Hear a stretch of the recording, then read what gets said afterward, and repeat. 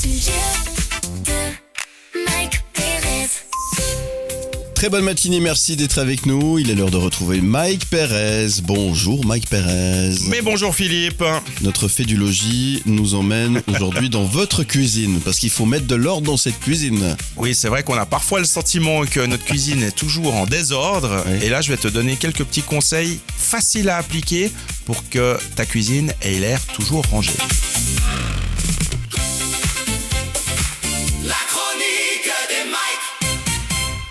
Alors comment faire pour que notre cuisine soit toujours bien rangée, nickel, chrome comme on dit? Alors la première chose à faire, et ça paraît tout bête, c'est fais déjà le tour par exemple de ta maison, de ton appartement pour voir s'il n'y a pas un truc qui traîne. Va dans la chambre de ton adolescent par exemple. Oh là là, non mais... Alors le problème c'est que j'en ai pour la journée là. Alors, fais le tour déjà pour rapatrier tout ce qui devrait passer au lave-vaisselle ou devrait être rangé. Comme ça, effectivement, il y en a pas partout dans la maison. Oui. Ensuite, effectivement, si tu as des restes d'aliments, je dis pas forcément ceux qui doivent aller au frigo, parce qu'évidemment, tu vas tout de suite les mettre au frigo, mais si tu as un paquet de biscuits ouvert, si tu as je ne sais quoi, de la farine, des pâtes ou pas cuites, évidemment, laisse-les pas traîner sur ton plan de travail, range-les dans les placards, ça te donnera tout de suite une impression, effectivement, de rangement. Ça c'est quelque chose de basique, mais qui est pas toujours appliqué. Non. Des fois, toi-même, tu te surprends à te dire « Ah ouais, j'ai un paquet comme je te dis, de biscuits ou je ne sais quoi qui traîne sur ton plan de travail. Et puis il peut y rester 3 jours. Oui. Bon, j'ai déjà rangé le frigo. Donc, fais-le tout de suite. Ensuite, ta vaisselle. Mets-la tout de suite dans la vaisselle. Laisse-la pas traîner sur le plan de travail ou dans l'évier. Elle va pas y aller toute seule. Donc, ta vaisselle, plutôt que de l'empiler au fond de ton évier, mets-la directement dans la vaisselle. Mais il faut déjà vider le lave-vaisselle du jour d'avant. Ah oui, alors ça c'est sûr. S'il est en train de tourner ton lave-vaisselle, tu peux pas faire grand-chose. S'il est plein mais propre, vide-le. Mais voilà, ça donne aussi toujours cette sensation de désordre quand tu arrives et puis que tu as plein de vaisselle, que ce soit dans ton évier ou autour. Donc voilà, range au fur et à mesure. Et ne serait-ce que le fait que tu aies ton évier dégagé, ça donne déjà tout de suite cette impression de rangement. Ça va mieux. Oui. Passe un coup de chiffon aussi de temps en temps. Laisse pas traîner effectivement des saletés, des miettes ou je ne sais quoi. Et puis comme ça au moins tu as l'impression que c'est aussi propre. Et puis c'est vrai que dans une cuisine tu retrouves souvent des choses par terre. Pas que tu jettes par terre, on s'entend. Qui tombe. Mais tu coupes du pain. Très souvent, tu as des miettes qui giclent comme ça, qui finissent par terre. Des fois aussi, en mettant dans le lave-vaisselle ou des choses comme ça, ou à la poubelle, tu as des choses qui peuvent tomber. Oublie pas de passer de temps en temps un petit coup. Que ce soit un petit coup d'aspirateur, de serpillière, de panos, appelle ça comme tu veux. Panos. Bien vaudois, ça. C'est vite fait et puis surtout ça te donne très très rapidement cette impression effectivement de propreté. Et puis effectivement le soir quand tu vas te coucher, de toute façon tu passes forcément à la cuisine à un moment donné, jette vite un petit coup d'œil et puis tu auras la satisfaction le lendemain matin d'arriver dans la cuisine et de te dire ah voilà nickel, ma cuisine elle est propre, elle est rangée, j'attaque une nouvelle journée. C'est des choses effectivement qui sont faciles comme ça en théorie quand on en parle, qu'il faut mettre en pratique. Je sais, je suis le premier aussi à de temps en temps laisser traîner les choses et puis te dire je ferai ça demain. Ouais. Puis ça c'est la procrastination, voilà. Toute sa splendeur. Le je ferai ça demain se transforme en la semaine prochaine, quoi. C'est ça. Ouais. Donc voilà, c'est des petites astuces, des petits conseils pour faire en sorte que ta cuisine ait l'air rangée. Puis c'est quand même toujours beaucoup plus sympa d'avoir l'impression en tout cas d'avoir une cuisine rangée et ça fait aussi bonne impression vis-à-vis des gens qui viennent te rendre visite. C'est vrai. Parce qu'effectivement si quelqu'un débarque chez toi, moi si je débarque chez quelqu'un puis je vois que c'est le bordel dans la cuisine, je me dis donc pas très soigné cette personne. J'ai cru que tu allais dire je vais faire la vaisselle. Ah non, pas, chacun ses problèmes. Très bien, il est partout, même dans votre cuisine. Mike Pérez qu'on retrouve tout à l'heure. On parle de quoi tout à l'heure? Tout à l'heure on parle des assurances auto qui ont augmenté en 2026, ça vous l'avez certainement constaté, mais figure-toi que c'est en Suisse romande que l'augmentation a été la plus importante. Pratique, astuces, économie, service, fait divers. La chronique de Mike. Découvrez le monde de la télé avec Mike Vegan. Merci d'être avec nous. Il est l'heure de parler bande dessinée maintenant avec Pal de Gomme qui nous a rejoint. Bonjour mon petit Pal. Mais bonjour mon grand Philippe. Tu as décidé de nous parler BD et musique puisque tu vas nous parler Woodstock. Les coups de cœur de la semaine. Oui, alors c'est une superbe bande dessinée qui est sortie aux éditions Le Lombard. C'est avec Munuera au dessin et Toussaint en fait au scénario. Et c'est vrai que ce qui est génial dans cette bande dessinée, c'est qu'on va vraiment suivre jour après jour ce plus grand festival en fait au monde et qui est resté vraiment dans l'histoire de la musique. Mhm.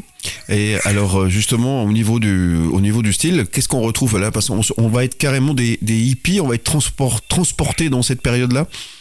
Ah oui, c'est génial, c'est-à-dire que aussi bien les hippies que les autres fans de musique vont être contents parce que là, on va vraiment parler du concert qui a changé le monde. Ouais. Donc aussi bien avec Santana, Joe Cocker, John Baez, c'était vraiment les débuts également de Jimi Hendrix. Ah oui. Et en fait, il y a pratiquement toutes les grandes stars du moment ont participé, sauf Bob Dylan qui avait pas envie d'y aller, donc lui, il a pas été carrément. Mais c'est vrai que c'est impressionnant parce que le festival, il devait être payant. Mais les organisateurs, en fond, ils ont été débordés. Ouais. Et il y a plus de une centaine de milliers de personnes, de jeunes qui sont arrivés. Et c'est devenu un peu comme une sorte de gros foutoir. C'est-à-dire que tout le monde s'est installé un peu n'importe où avec les tentes, avec les véhicules. Et c'est devenu, en fait, le plus grand festival, le plus grand fiasco, en fait, de la musique. Ouais. Mais c'est vrai que c'est resté dans l'histoire de la musique. Ouais, dans les annales, comme on dit, effectivement. Et ça, c'est à découvrir chez Le Lombard, hein. C'est sorti chez Le Lombard et c'est vrai que juste un truc qui est assez rigolo par rapport à Woodstock, c'est que en fait le festival, on dit Woodstock, mais il a été fait à 100 km. Un petit village s'appelle Bethel et c'est vrai que les routes elles étaient tellement en fait embouteillées que même les artistes ont dû aller en hélicoptère. Donc c'est vrai que on va vivre jour après jour, aussi bien on va parler la guerre du Vietnam parce qu'on va suivre un héros qui quitte la guerre pour retrouver son amour à Woodstock. Et c'est sorti aux éditions Le Lombard avec Munuera et Toussaint au scénario. Voilà, magnifique BD. Donc, si vous aimez l'histoire de la musique, vous allez pouvoir vous y retrouver par cette magnifique BD qui s'appelle tout simplement Woodstock. Woodstock, voilà, c'est exactement ça. C'est marqué Woodstock 69, c'est marqué le concert du siècle. Merci Pal de Gomme, on se retrouve très vite pour de nouvelles aventures. 9e art, salut! Vous écoutez le Morac Show. Vous écoutez le Morac Show. Vous écoutez le Morac Show. Les sujets de Mike Pérez. Excellente journée, merci d'être avec nous. On va parler des assurances automobiles en Suisse romande avec Mike Pérez. Il y a eu un constat assez basique, c'est que tout le monde a payé un peu plus cher. Enfin, tout le monde. La plupart des gens ont payé un peu plus cher leur assurance auto en 2026 par rapport à l'année dernière. Et ce qui est un peu embêtant pour nous, les Suisses romands, c'est que c'est surtout de ce côté-ci de la Sarine que ça a été constaté.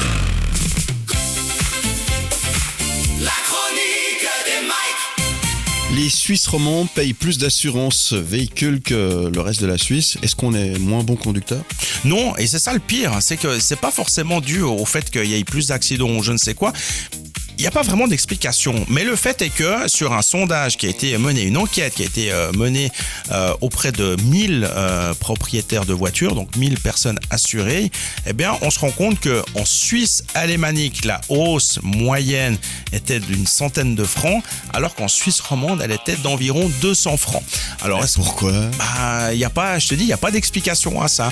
Est-ce qu'on a corrigé peut-être une tendance du marché qui était peut-être pas juste ou je sais pas. Il n'y a pas vraiment d'explication à ça parce qu'en plus de ça, toutes les personnes interrogées, dans la plupart des cas, on dit mais moi j'ai pas eu d'accident ces dernières années, j'ai pas eu de sinistre. Donc oui, on comprend les augmentations parce que les coûts de réparation sont plus élevés, parce qu'il y a tout qui est un petit peu plus cher. Donc ça quelque part, on le comprend, c'est logique. Mais ce qu'on ne comprend pas, ce qu'on n'arrive pas à expliquer, c'est pourquoi effectivement plus en Suisse romande demande qu'en Suisse alémanique. Alors, ce qu'il faut savoir, parce que c'est finalement ça qui est intéressant, c'est que du moment que tu reçois une augmentation de ton assurance voiture, même si tu as un contrat sur plusieurs années, tu peux résilier, tu peux changer, tu peux demander une offre, tu peux aller voir ailleurs. Donc, il faut profiter, ne serait-ce que de demander une offre. Ouais. Déjà. Il n'y a pas besoin de déménager en Suisse alémanique alors. Non. Donc en fait, tu peux simplement déjà aller sur un de ces sites qui te permet de comparer. Alors c'est pas forcément ultra précis parce que des fois les assureurs peuvent d'un coup te proposer des offres un peu plus personnalisées, mais va déjà sur ce site comparateur, regarde en te disant ah bah tiens, telle assurance m'a l'air quand même nettement meilleur marché que celle que j'ai actuellement. Après demande une offre concrète, et en fait il y a que 6% des gens qui l'année dernière ont changé d'assurance alors qu'ils avaient que tout le monde avait la possibilité de le faire du moment que tu reçois une augmentation. Pourquoi on ne change pas? Parce que dans la plupart des cas, on n'a pas envie de le faire parce qu'on est content de notre assurance et puis qu'on se dit si c'est pour économiser quelques francs, quelques dizaines de francs, ça en vaut pas la peine. Et puis d'autres en fait qui y pensent même pas, tout simplement. Il y en a la moitié des gens en gros se disent voilà, je pas de raison de changer d'assurance. En plus, c'est emmerdant quoi. Voilà. Ouais. Et puis il y a ceux qui ne le savent pas. Bien sûr, mais il y a ça, oui. Il y a ceux qui y pensent pas, puis il y a ceux qui ne le savent même pas. Et ça aussi, on est là pour ça.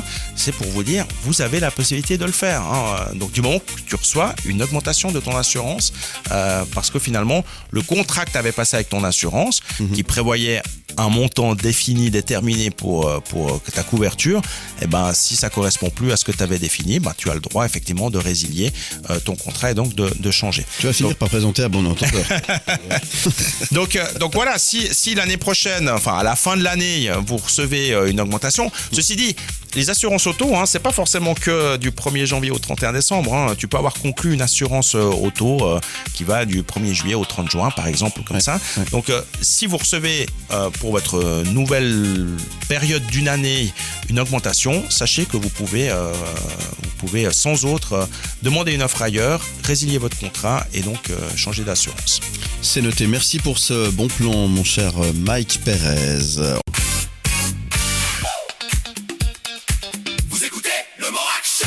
Vous écoutez le Morac Show. Vous écoutez le Morac Show. Bienvenue sur la première matinale multidiffusée de Suisse romande.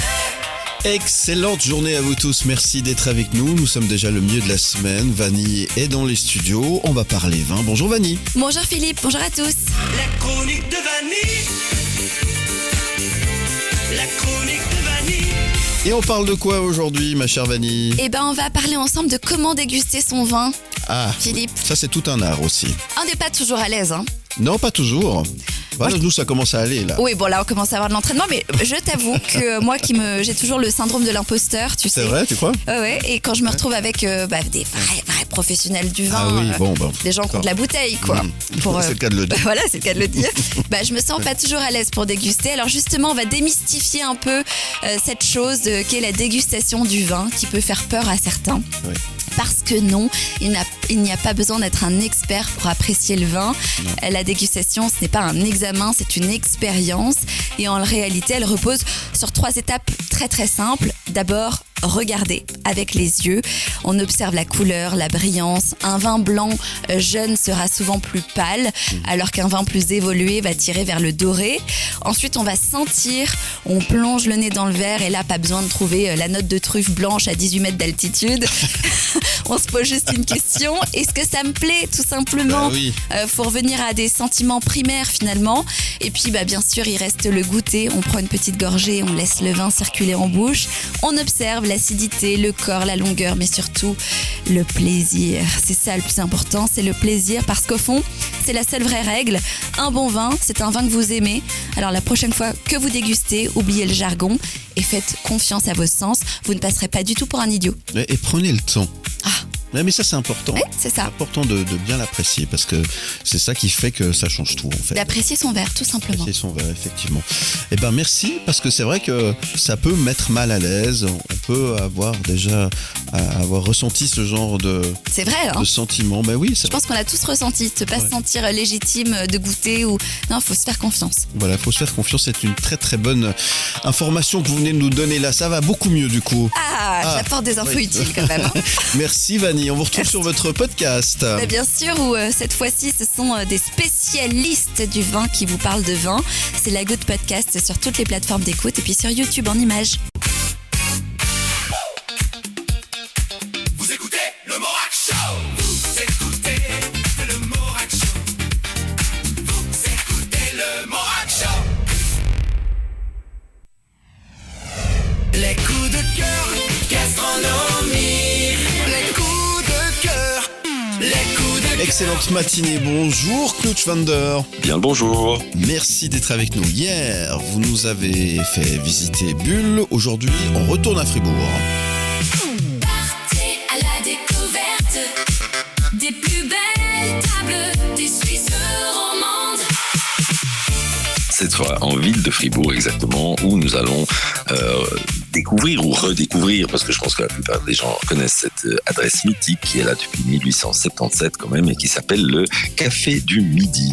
Café du Midi qui date de 1877, mais qui a été complètement refait en 1991, donc ça n'est pas un endroit vieillot du tout, ça porte bien le style de son époque, mais c'est néanmoins très très chaleureux, l'accueil est toujours très très très endiablé, tout ça c'est un de ces brasseries qui fonctionnent, qui marchent.